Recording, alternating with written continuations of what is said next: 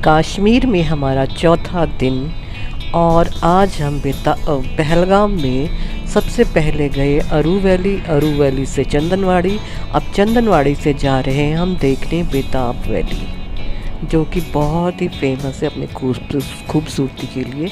रास्ते में हम रुकते रुकते आए, पहाड़ों से ग्लेशियर बहते हुए नीचे नदी में खड्ड में गिर रहे थे। बेहद ही खूबसूरत दृश्य था। जाते वक्त तो हम चले गए अपनी मंजिल तक, लेकिन वापसी आते वक्त हमने सोच लिया था कि यहाँ उतर के फ़ोटोग्राफी करेंगे और फ़ोटोज़ खिंचवाएंगे। बेहद ही सुंदर जगह थी ये पहलगाम का चंदनवाड़ी जाने का रास्ता, और इसी रास्ते से हमें ऊपर से बेताब वैली नज़र आई, जो गाड़ी संकरे रास्ते की वजह से हम रोक नहीं सकते थे। लेकिन वापसी में तय किया कि ऊपर ही रुककर नीचे बेताब वैली के दृश्य को हम कैप्चर करेंगे। रास्ते में पहाड़ों से ग्लेशियर कई जगह से नीचे बहते हुए बेहद खूबसूरत लग रहे थे, बहुत ही सुंदर। रास्ता संकरे होने की वजह से शहर की बड़ी बड़ी गाड़ियां पहुंची हुई थी और एक दूसरे को रास्ता देने में टाइम लग रहा था। बड़े बड़े पहाड़, छोटे छोटे रास्ते और बड़ी बड़ी गाड़ियां। सारी दुनिया शहरों से भागी चली आई थी पहाड़ों में। हम वापस जा रहे थे और गाड़ियां दमादम आ रही थी। बहुत ही खूबसूरत रास्ता था, बहुत ही सुंदर है पहलगाम, और पहलगाम की सारी वादियां बहुत सुंदर है। हमारे पास टाइम कम था, हम फिर उसी जगह रुक गए। ये देखिए कितना सुंदर है ऊपर से बेताब वैली। ये हम रोड के ऊपर से जाते टाइम देखा था, तो हम यहाँ रुक गए। शुक्र है अभी आगे पीछे से गाड़ियाँ नहीं आ रही थी। बहुत ही सुंदर, कुछ एक्स्ट्रा ऑर्डिनरी, एक पेंटिंग की तरह लग रहा था ये बेताब वैली। ऊपर से तो बहुत ही प्यारा था, बहुत ही सुंदर। अब नीचे चल के देखते हैं। अरू वैली हमने पूरी नहीं देखी, चंदनवाड़ी हमने पूरी नहीं देखी, लेकिन बेताब वैली को हम अंदर से भी देखना चाहते थे, तो हम चल दिए बेताब वैली की ओर। अभी इतनी भीड़ नहीं थी, या हमें नहीं लग रही थी, लेकिन ऊपर से बेहद ही खूबसूरत नज़ारा था, बहुत ही सुंदर। और करीब जाके पता लगा, अरे बाप रे, इतनी भीड़ गाड़ियों की, हमसे पहले ही कई 100 गाड़ियां पहुंची हुई थी।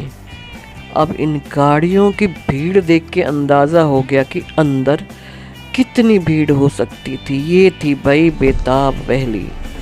भूल जाइए जो खूबसूरती सोशल मीडिया में दिखाई जाती, असलियत यही है कि इतनी खूबसूरत जगह को देखने के लिए इतने लोग आते हैं और भीड़ ही भीड़, खूबसूरत वादियाँ। लेकिन अगर आप छुट्टियों में आएंगे वीकेंड्स में, तो इस भीड़ का सामना आपको करना ही पड़ेगा। बहुत ही खूबसूरत है, लेकिन ये बेताब वैली ऊपर से तो बहुत ही अच्छी लग रही थी। अब चलते हैं इससे नीचे घूम के देखते हैं ये कैसी है बेताब वैली। हमसे पहले ही बहुत लोग पहुँचे हुए थे और यहाँ टिकट काउंटर था, जहाँ 100 रुपये प्रति पर्सन की टिकट थी इस बेताब वैली में जाने के लिए। यहाँ ऑलमोस्ट सभी वैलीज़ में, वादियों में या घाटियों में जाने के लिए टिकट लगती है। इट्स गुड, मेंटेनेंस भी चाहिए होता है, बहुत अच्छी बात है। कमाई भी होती है और मेंटेनेंस भी होता है।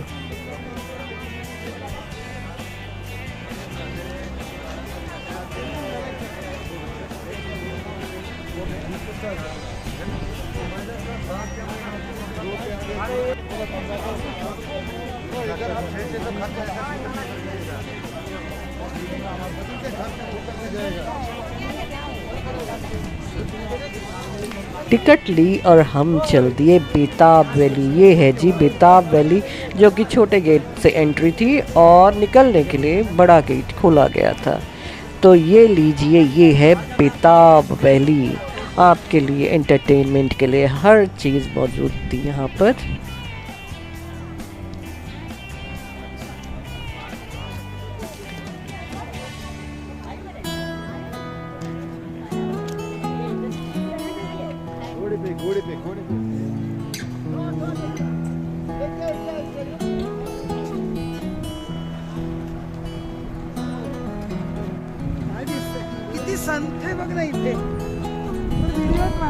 ये सारी घाटियाँ बहुत सुंदर हैं, लेकिन इसको घूमने के लिए आपको कम से कम 2-3 घंटे चाहिए पूरा देखने के लिए, क्योंकि ये कई किलोमीटर्स में फैले हुए हैं। ऊपर से हमने देखा तो इतना हमें लगा नहीं, ना ही भीड़ लगी, पर पास आके देखा तो गाड़ियों की भीड़, लोगों को भीड़।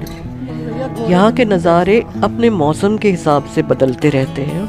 बड़े खूबसूरत अनोखे पेड़ थे, पर नीचे से तो चलना ही था भाई, लेकिन लग नहीं रहा था कि हम घूम पाएंगे, क्योंकि नीचे इसके अंदर घुसते ही पता लगा कि कितना वास्ट है, ये इतना बड़ा है। और एक ही जगह घूमते घूमते आप थक जाएंगे।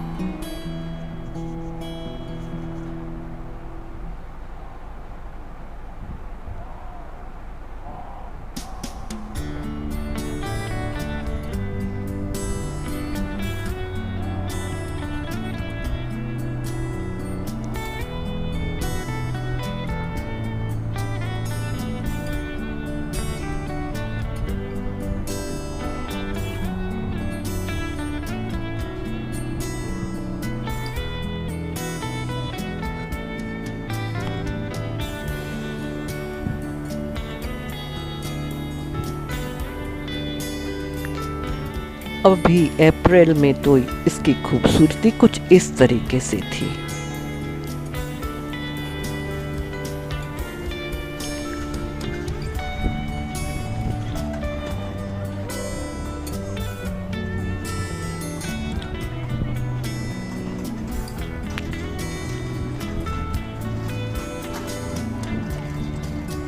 आसान नहीं पहाड़ों में घूमना। ये देखिए, इस तरह की लोहे की ट्रॉलीज बना रखी थी। पैदल चलना हर एक के बस का नहीं है। मेट्रो सिटीज़ में वैसे भी रिटायरमेंट तक 100 बीमारियां लोग ले लेते हैं। सोचते हैं कि रिटायरमेंट के बाद हम घूमेंगे, हमारे पास वक्त होगा, पैसा होगा, लेकिन हकीकत ये है कि रिटायरमेंट तक तो कई लोग पहुंचते ही नहीं हैं, और रिटायरमेंट तक 100 बीमारियां लग जाती हैं। उसके बाद आपके पास इतनी ताकत नहीं बची होती कि आप पैदल पहाड़ों में घूमें। गाड़ियों में घूमना आसान है, पर पैदल इन वादियों में, घाटियों में नामुमकिन है कि आप इजीली घूम सकें। ये इतने किलोमीटर्स, कई किलोमीटर्स में फैले होते हैं, और एक पॉइंट में आके आपको गाड़ी छोड़नी पड़ती है और आपको पैदल ही घूमना है। जो नहीं घूम सकते उनके लिए ये ट्रॉली, ये व्हील चेयर टाइप के बना रखे हैं, उसमें बैठ के लोग घूमते हैं। हमने भी ये पूरा नहीं देखा, क्योंकि ये भी बहुत ही लंबा चौड़ा था। सोचा घूम नहीं सकते तो खड़े खड़े ही अपना एंटरटेनमेंट कर लेते हैं। यहाँ खरगोश वाले, बकरी वाले, कबूतर वाला मिल गया एक, तो सोचा भाई इन कबूतरों के साथ ही थोड़ा सा मज़ा लिया जाए।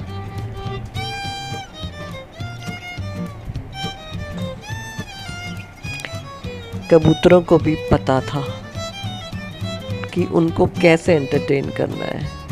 चुपचाप बैठे थे मेरे कंधों पे, और इसके चार्जेस कुछ भी, उसने बोला कुछ भी दे दो।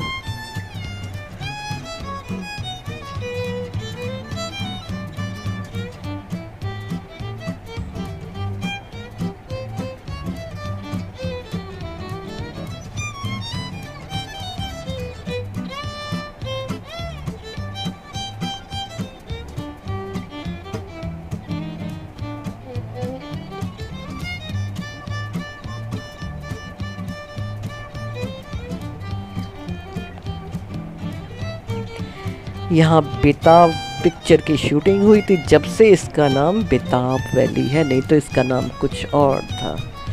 देख लीजिए कैसे घूमते हैं यहाँ पर लोग। पता है शहर के लोग चल नहीं पाते, तो यहाँ ऐसी गाड़ियाँ बनाई गई हैं ताकि आप घूम सकें और ये आपको घुमा सके और थोड़ी बहुत कमाई कर सके। बहुत बहुत चलना पड़ता है आपको अगर आपको पहाड़ देखते हैं। उत्तराखंड हो गया, हिमाचल हो गया, कश्मीर हो गया, चाहे और भी कोई जगह हो गई, पहाड़ों में बहुत चलना पड़ता है, बहुत ही ज़्यादा।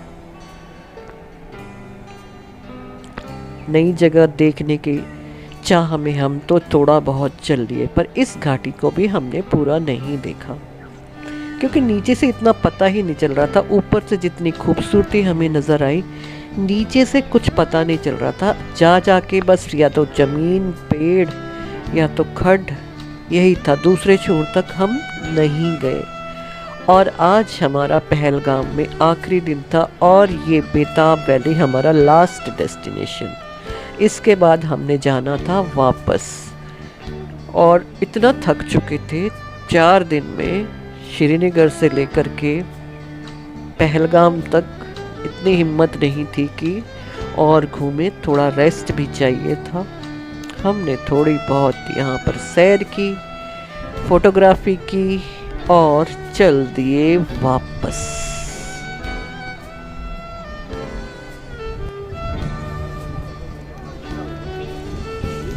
अच्छा, वहाँ से कराते हैं। आज रात हम यहाँ पहलगाम में रेस्ट करेंगे, रात काटेंगे और कल सुबह निकल चलेंगे हिमाचल की ओर। हिमाचल भी बहुत खूबसूरत है, लेकिन कश्मीर की बात ही अलग है। ज़िंदगी में पहला मौका मिला था कश्मीर आने का और ये सपना हमारा पूरा हुआ और वाकई ये बहुत खूबसूरत है। हम बहुत खुश हैं इस स्वर्ग को देख करके। आगे पता नहीं हमें मौका ना मिले। यहाँ से जाने के बाद हमें पहलगाम के हादसे की खबर मिली।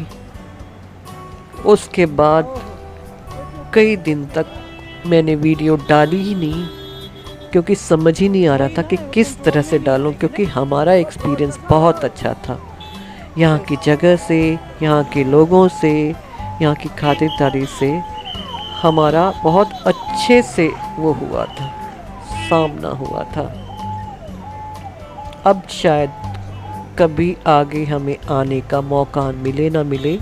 भगवान ने एक खूबसूरत मौका दिया था हमें कश्मीर आने का, जिसके कि हम शुक्रगुजार हैं। बहुत ही खूबसूरत जगह हमें देखने को मिली, बहुत ही अच्छा टाइम हमें यहाँ काटने को मिला और बहुत ही अच्छे लोग मिले हमारे को। किसी से कोई शिकायत नहीं, एक सुखद यादें लेके हम यहाँ से जा रहे हैं। और अगर किस्मत रही, हालात अच्छे रहे, तो शायद कभी मौका लगा तो शायद कभी आए। हमारा ऑल ओवर एक्सपीरियंस कश्मीर का बहुत अच्छा रहा।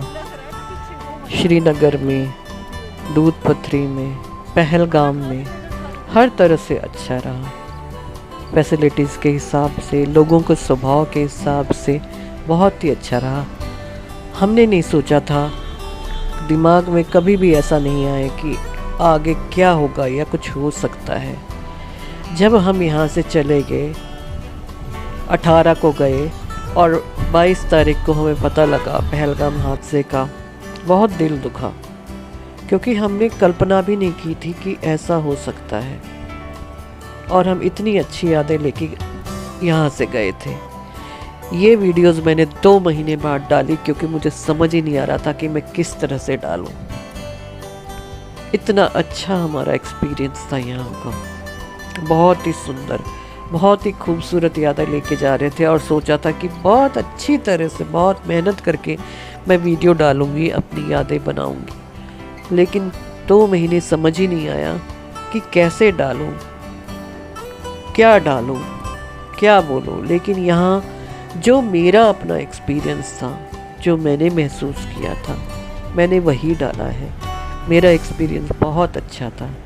जो कुछ भी आगे घटा वो बहुत बुरा था, वैसा नहीं होना चाहिए था। हम क्या लेके आए इस दुनिया में और क्या लेके जाएंगे? क्यों लोग अमन और शांति से नहीं रहते हैं, समझ नहीं आता।